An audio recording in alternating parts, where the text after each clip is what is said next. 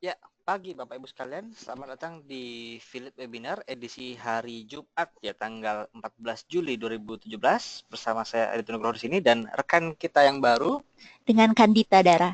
ya atau panggilannya Kenny. Kenny. Ya, seperti biasa sebelum kita mulai kami ingin konfirmasi terlebih dahulu apakah gambar dan suara dapat terlihat dan terdengar dengan jelas.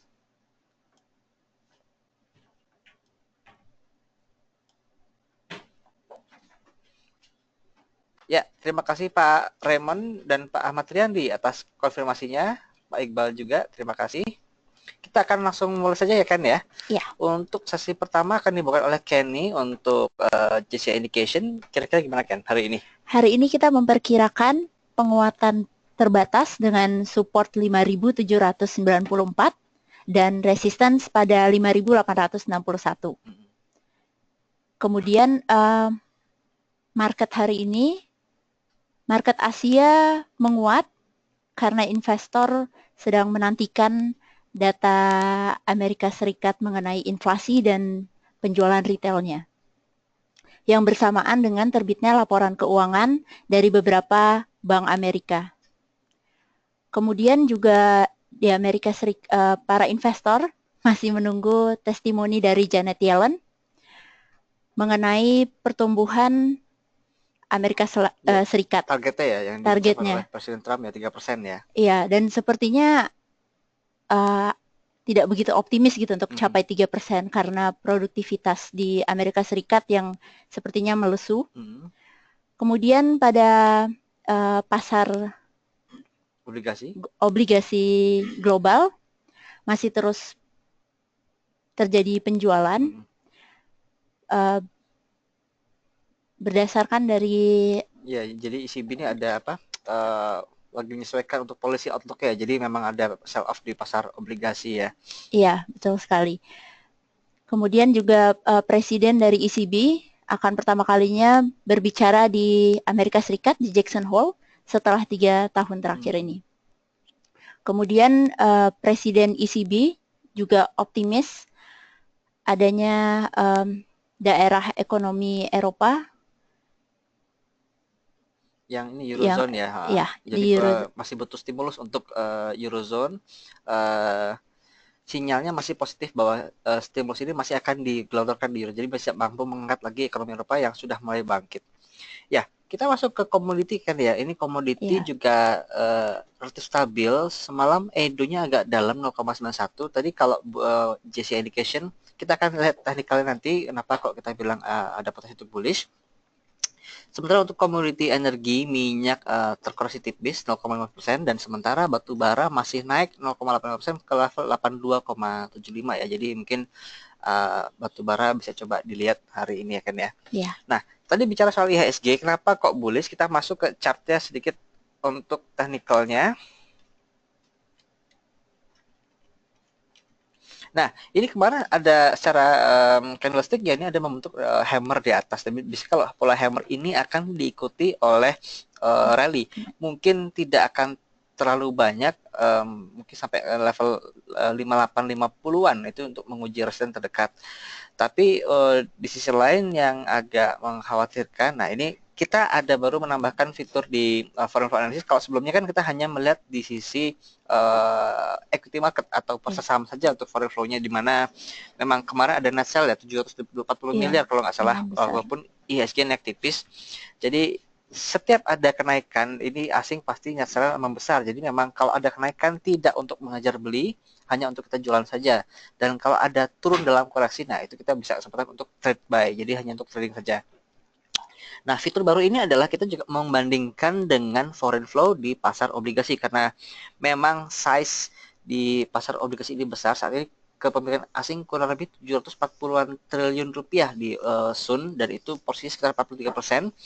Nah, kalau total foreign flow dari awal tahun atau itu kita lihat di pasar obligasi ini ada di kisaran sampai dengan 90 triliun ya pada puncaknya Juli, namun sudah mulai terkoreksi pada awal Juli ini. Jadi sudah mulai seperti pasar equity yang sudah mulai net sell sejak bulan Maret, namun pasar bond baru mulai ada jualan itu di awal Juli ini.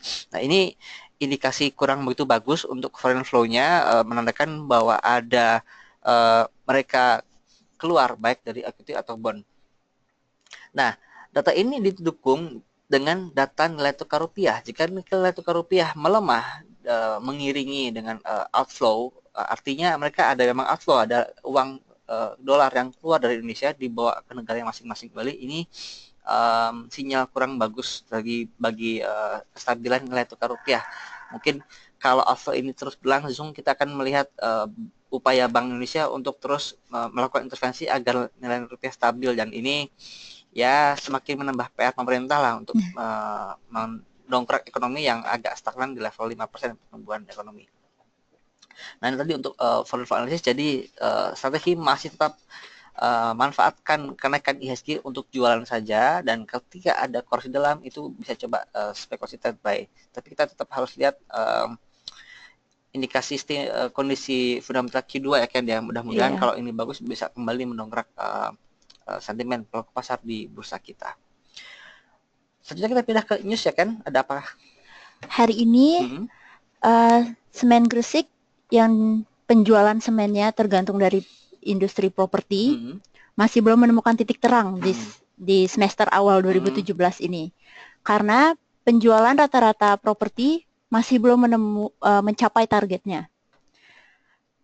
Kalau dilihat dari total penjualan semester pertama dibandingkan dengan semester pertama tahun 2016, year on year masih turun 1%. Tapi semen Gresik masih optimis nih untuk pertumbuhan sales ini setahun ini yang akan meningkat 4%. Full year ya? Ya, full year, karena mereka melihat proyek infrastruktur bangkit lagi nih, ramai lagi. Kemudian news berikutnya datang dari Siloam International Hospital. Siloam baru saja mengambil alih Rumah Sakit Hosana Bekasi. Ini menjadikan rumah sakit keempat yang diambil alih oleh Siloam. Rumah Sakit Hosana Bekasi sendiri itu terdiri dari memiliki 100 tempat tidur. Pengambil alihan ini bersamaan dengan pembukaan rumah sakit baru di Bogor, Siloam Hospital Bogor, yang memiliki 200 tempat tidur. Dengan total ada 29 rumah sakit di bawah manajemen Silo. Jadi agresif sekali ya Silo ya? Iya. Berikutnya dari Agung Podomoro Land, mereka menargetkan penjualan sekitar 4,5 triliun tahun ini. Tapi realisasinya sampai dengan akhir kuartal pertama baru 500 miliar. Masih jauh ini ya. Banget. Tapi APLN berharap sales ini, target sales ini akan tercapai dari proyek Karawang mereka sebesar 8,89% dari total pendapatan mereka atau sekitar 400 miliar. Untuk tahun ini ya? Untuk total tahun ini. Dua proyek di Karawang tersebut, ada satu dua proyek yang akan dirilis oleh Agung Podomoro Land. Ada satu di Batam dengan apartemen Orchard View, dan apartemen kedua itu di Podomoro Golf. Mereka menambah satu tower lagi. Jadi sudah menambah keempat ya. Kalau yang tower pertama tuh kalau salah sold out juga karena lokasi tepat di depan stasiun LRT ya. Nah itu lokasi mungkin agak jauh, tapi karena jualan LRT dan nempel tol Jagorawi jadi agak kencang. Strategis sekali ya penjualannya. Kemudian berita terakhir dari United Tractors, UNTR sampai dengan bulan Mei 2017, UNTR berhasil meningkatkan penjualan alat berat mereka dengan total 71,4% lebih tinggi dibanding tahun sebelumnya. Kemudian peningkatan penjualan ini didukung oleh bisnis batubara yang meningkat kembali ya. Yang mulai pulih ya. Mulai pulih. Ya, kemudian juga dari peningkatan harga komoditas dari perhutanan dan perkebunan. Ya, jadi ini Yuti kalau kita lihat isinya memang tidak hanya alat berat, dia sudah ada Taman Persada ya, jadi kontraktor batubara, jadi bisa saling support. Jadi ini adalah indikasi bahwa memang sektor batubara sudah mulai pulih, jadi artinya tahun ini mungkin kita bisa betting on sektor batubara. Ya, itu untuk news hari ini. Kita menantikan pertanyaan Bapak Ibu sekalian. Bagi ada yang ingin ditanyakan, bisa diketikkan di kotak yang tersedia. Ya, Pak Robert, mohon penjelasan dan pertimbangan untuk red issue bumi. Nah, ini penjelasan ya, masih tidak jelas juga sih ini kemana. Nah, pertimbangannya untuk red issue, kita lihat teknikalnya Pak Robert ya. Biasanya kan kalau market optimis, ya harusnya tercermin dari harga sahamnya yang bergerak naik. Tapi kalau harga sahamnya, bagaimana kita lihat ya tidak kemana-mana. Jadi artian market juga mungkin skeptis atau bingung dengan langkah right issue bumi karena ada multi stage ya. Jadi yang dapat right issue seri A, lalu ada seri B, lalu juga ada OWK juga. Nah, ini masih cukup membingungkan, tapi sekali lagi ini kalau dapat right ya mungkin sebaiknya dijual saja jika ada harganya ya. Tidak untuk dipegang karena takutnya kalau dikonversi nanti eh, bisa jadi obligasi lagi entah gimana caranya 40 lipat ya. Jadi prinsipnya kalau kita nggak jelas mending nggak usah ikutan gitu aja untuk lebih aman ya Pak ya. Nah, lalu ada Pak Antonius Lelu untuk saham alam Astra Internasional, LPK dan BNGA. Ya, Astra Internasional kita lihat teknikalnya. Oh ya, untuk kendaraan bermotor roda 2 kemarin itu IC atau Asosiasi Sepeda Motor Indonesia menurunkan target penjualannya ya. Karena memang untuk semester 1 ini total penjualan cuma 2,7 juta motor. Memang itu artian ada ya bisa dikatakan penurunan daya beli masyarakat. Karena kalau roda 2 emang indikasi dari daya beli masyarakat, jika itu bagus maka masyarakat bisa membeli uang bisa membeli lebih ya, artinya daya belinya ada. Sekarang ini kalau dilihat dari angka penjualan motor lalu juga penjualan retail kemarin yang mengecewakan, ada indikasi masyarakat menahan uangnya untuk belanja. Jadi dari sektor otomotif mungkin akan sedikit tidak mendukung. Nah, mudah-mudahan dari sektor perkebunan nanti dan juga dari batubara bisa kembali mendongkrak Astra Internasional. Yeah. Kalau dari harganya sekarang ini masih dicoba diterlikan saja Pak dengan rentang mungkin bisa buy on weakness ya jika ada koreksi ISG juga di kisaran 8630 dan bisa trade sell di kisaran 8 hingga ke 8850 rupiah. Jadi itu masih coba kita terlihat saja Pak untuk saham Astra. LPKR, gimana dengan LPKR? Ya, ini sudah mulai bangkit ya kemarin LPKR. Sempat turun jauh ya. Ya, nah ini kalau kita lihat jangka pendek, ini sempat ada dari posisi di 835 sampai ke level 620, 630. Nah, ini sudah mulai mendekati area 50%-nya, Pak. Seperti kalau teori technical yang habis turun dalam ini, pullback-nya kira-kira sampai setengahnya. Ini sudah mendekati di level 730. Jadi yang kemarin sempat ambil di bawah, mungkin bisa coba siap-siap profit taking di area 730. Apalagi kalau sudah mulai kelihatannya slope kenaikannya sudah mulai terbatas di level 730. Satu, secara gerakannya. Kedua, kita dari MACD indikatornya, dari histogram ini kekuatan kenaikan sudah mulai melemah sejak awal pekan ini ya, walaupun harga masih naik terus sampai 720. Namun kalau dari histogram sudah mulai memuncak, jadi artinya memang tampaknya level 730 menjadi level resisten di saham LPKR ini Pak. Jadi bisa coba trade sell dulu dan nanti tunggu sampai ada koreksi sudah bisa memantul lagi, mudah-mudahan tidak sampai ke level 630 650 Pak ya, jadi membentuk area higher low, mudah-mudahan di kisaran 660 sehingga kita bisa memprediksi bahwa next rebound pasca koreksi ini bisa lebih tinggi dari level 730-nya. Demikian Pak Antonius Leo. Lalu ada BNGA, CIMB Niaga. Di berita ada pertumbuhan kredit bank swasta ini tidak setinggi bank-bank pemerintah ya. Jadi memang bank pemerintah ini ditopang oleh permintaan infrastruktur. Nah, untuk BNGA sendiri target pertumbuhan kredit sampai akhir tahun sekitar 7-9%. Ini ada dari emitennya sendiri, dari CEO sendiri ya Pak. Jadi memang masih bertumbuh namun tidak setinggi harapan. Jadi masih mungkin fase konsolidasi. Nah, lihat dari harganya juga ini masih cenderung sideways dengan support di kisaran harga 1150. Jadi mungkin bisa trading saja dengan rentang 11.150 hingga ke 1.300 rupiah, Pak. Sekaligus menjawab pertanyaan Bapak Roy Barus mengenai LPKR ya. Lalu ada APLN yang tadi penjualannya juga masih agak menyedihkan. Jauh banget dari target ya. Iya. Nah, harganya sebenarnya semua sempat bangkit, namun kalau ada kenaikan drastis seperti ini kita harus lebih curiga karena ini agak ngeri-ngeri sedap ya kan ya, dan juga ini Iya. kenaikannya sudah melampaui dari bolong-bolong batas bawah, batas atas, dan kemarin juga sudah mulai ada koreksi sedikit dan masuk, jadi ada peluang untuk koreksi lebih lanjut hari ini di kisaran mungkin 195 untuk saham APLN.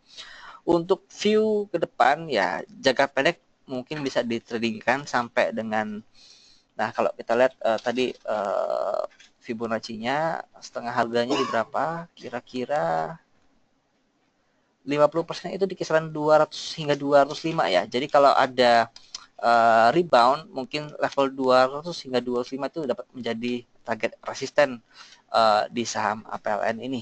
Jadi masih coba di telinga saja Pak. Lalu CTRA. CTRA juga kemarin sudah mulai bangkit ya dari 3 pekan lalu, dari harga 1.100 sudah sampai ke level 1225. Namun kita perlu lihat apakah kenaikan ini sustainable. Ya, coba kita pakai Fibo. Kurang lebih di sini. Oh, ini tepat di area resisten ya. Iya. Oke. Nah, kalau sudah seperti ini bisa coba pakai 2 strategi. Pertama, jika sudah ada kardung barang di bawah modal 1.100-an, mungkin kalau level resistance sekarang capai bisa coba lepas sebagian saja. Karena kalau memang ada naik ke atas kita masih ada barang, namun jika ada koreksi kita bisa kembali ambil di bawah. Nah, kalau memang ada koreksi maka tunggu kembali di kisaran 1160 ini support utama. Jika jebol maka ada peluang kembali ke level 1090 sebagai support keduanya. Nah, lain hal jika dia masih terus ke atas, breakout di atas level 1225 dan bertahan paling nggak 3 hari sana, kita akan melihat untuk next target price resistance di level 1320. Namun tentu tidak akan smooth linear dari breakout langsung ke sana, akan ada koreksi sehat. Namun setidaknya koreksinya tidak menjebol di bawah support level 1225 yang menjadi supportnya jika level ini kembali terbreakout. Jadi sekarang kalau Bapak sudah ada barang di bawah, kalau saya yang dijual boleh di hold dulu. Namun jika ingin ada profit taking, boleh coba jual sebagian. Dan kalau yang masih ditahan itu bisa coba tunggu di level 1320 untuk bisa dijual kembali Pak. Demikian Pak Roy Barus.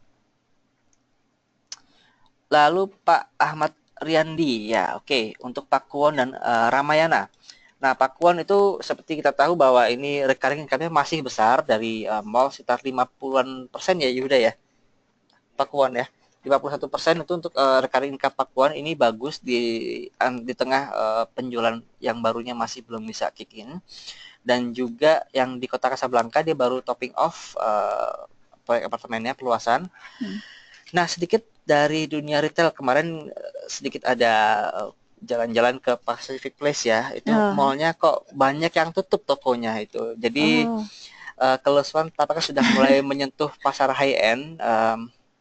Ya mudah-mudahan bisa segera bangkit ya. Kalau itu lesu maka nah berita bagusnya dari Pakuan adalah dia itu sewa apartemen jangka panjang ya Kenny ya. Jadi mungkin tidak akan terlalu jelek ya kalau ada lesu di sektor retail tahun ini, tapi kalau memang jangka panjang maka kita bisa melihat bisa sedikit terancam ini Pakuan dari recurring income-nya. Lalu juga ada RALS. Nah, kemarin juga penjualan lebaran mengecewakan. Kita lihat Q2 ini, jika seandainya memang tidak terlalu jauh dari target, kami masih akan maintain target price kita di 1350 dengan target revenue dan net income masih seperti biasa. Namun jika memang ada disparitas cukup jauh dari target kita mungkin akan sedikit direvisi. Namun sekarang ini kami masih cukup optimis bahwa Ramayana bisa mencapai target untuk full year 2017 ya Pak Ahmad Riyandi. Nah, untuk technical Pakuwon dan RALS sendiri. Ya, untuk Pakuwon juga oke, sudah terkoreksi kembali. Mungkin coba bisa kembali tampung di kisaran Rp600 Pak Ahmad Riyandi.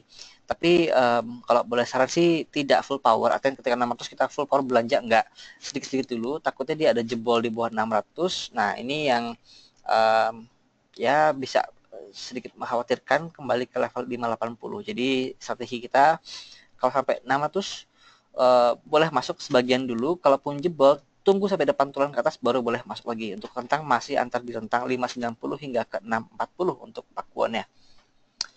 Sementara untuk Ramayana, kemarin berita penjualannya cukup mengguncang, harganya dari harga 1.250 turun lagi sampai ke 1.095 kemarin closingnya. Nah, ini sudah mulai ada konsolidasi, dan kalau lihat dari 12.5 mungkin kisaran 11.50 hingga 1.200 sebagai resisten terdekat di saham Ramayana Lestari Sentosa. Jadi kalau ada hari ini masih naik, boleh coba ikut masuk, dan 11.50 hingga 1.200 kita coba bisa jual lagi di saham Rals.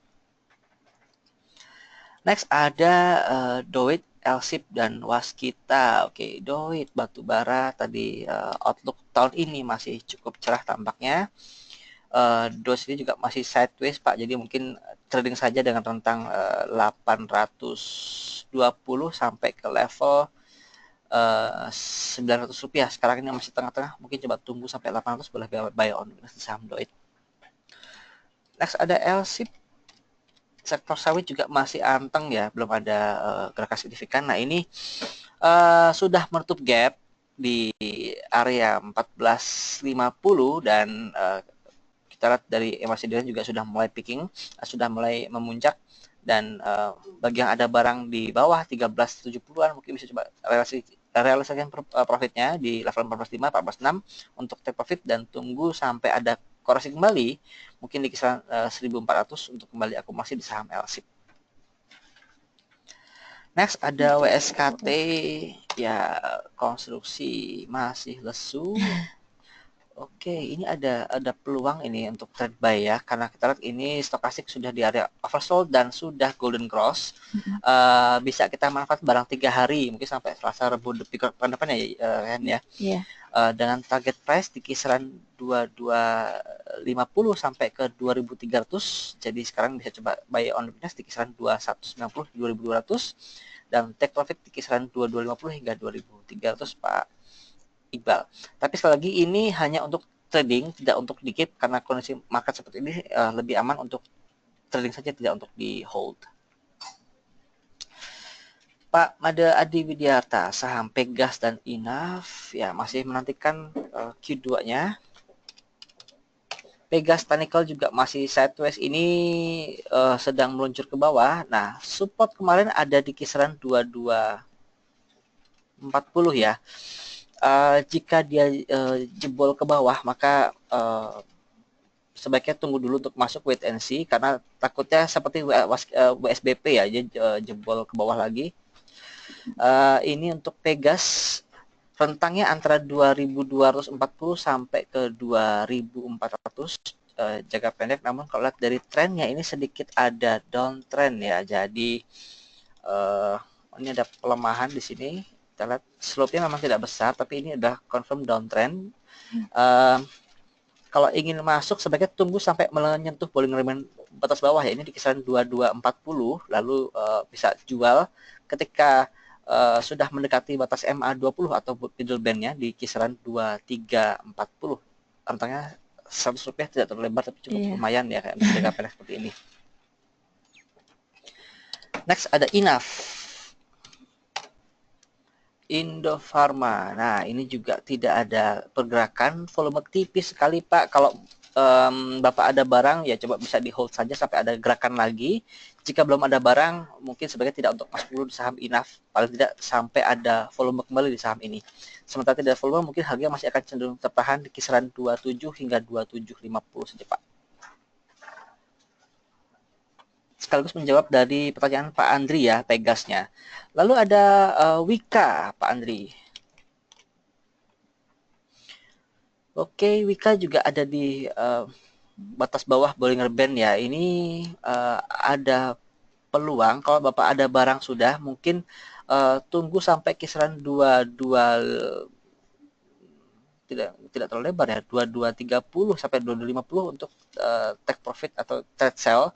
Jadi lebih baik nanti ada kenaikan dijual dulu Pak. Kalau ingin untuk masuk, kami tidak sarankan untuk menambah dulu posisi di saham Wika-nya. Lalu Ibu Foni, saham Asri dan SMCB. Coba Asri. Ya, Alam Sutra juga masih sedikit sideways ya. Untuk jangka pendek kita lihat dalam bulan ini MACD lain ada gerakan positif, jadi sebenarnya ada peluang untuk technical rebound di saham Alam Sutra, namun um, masih belum dalam waktu 1-2 hari ya, mungkin pertengahan pekan depan ada tren di saham Alam Sutra. Indikasinya adalah jika volume menebal kembali dan harga asli ini bertahan di atas level MA20-nya yang garis merah itu, Bu. Jadi kalau di kisaran 325 ke atas, bertahan paling tidak 2 hingga 3 hari, boleh ikut. Namun jika hari kedua kembali merah, maka sebaiknya bisa di trade sell dulu saham asli, berarti masih confirm dia lanjut ke area downtrend-nya. Ada SMCB sekarang, Holcim. Ya, ini juga sudah konsolidasi pasca ada rebound, tapi tidak sampai ke level tengah di level 825, hanya sampai ke level 810, 815. Mungkin bisa sell on strength saja di kisaran 820, jika ada penguatan bisa jual di situ dan tunggu di kisaran support 750 untuk kembali masuk, Bu. Berikutnya ada Pak Raymond, Excel dan Telkom ya. Excel kemarin ada kenaikan kayaknya kan ya? Iya, sepertinya. Excel.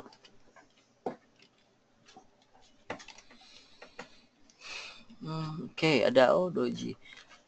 Kenaikan tidak kuat. Jadi kalau Bapak kemarin sempat ada ambil bawah di kisaran 31, bisa coba trade sell dulu Pak di 33-nya. Kayaknya kenaikannya tidak terlalu kencang kemarin.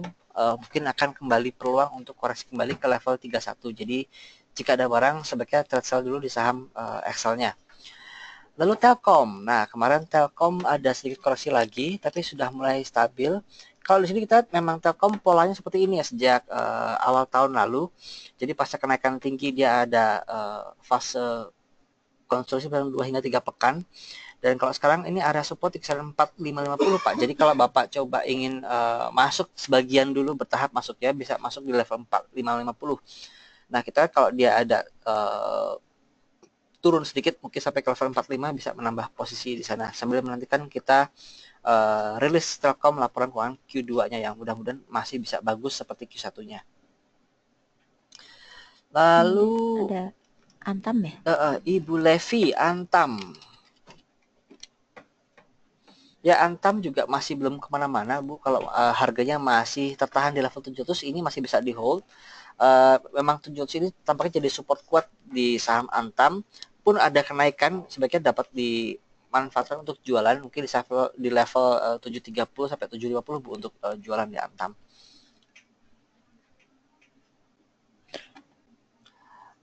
Oke, Pak Paul, exercise right saham Bumi. Mungkin kalau Bapak ingin lebih jelas bisa menghubungi bagian di link kami untuk exercise right ya untuk emailnya, karena kami juga tidak belum lihat email seperti apa. Jadi kalau exercise Bapak mungkin dapat rate-nya. Jika Bapak ingin mengeksekusi atau mengconvert rate itu menjadi saham, bisa menghubungi di link, atau jika Bapak ingin jual langsung di pasar juga bisa sambil lihat harga rate-nya nanti ketika sudah mulai diperdagangkan. Next Pak Dimas ya, Telkom, Excel sudah kita jawab. Kita next ke ISAT. Ini lama nggak kedengeran Indosat.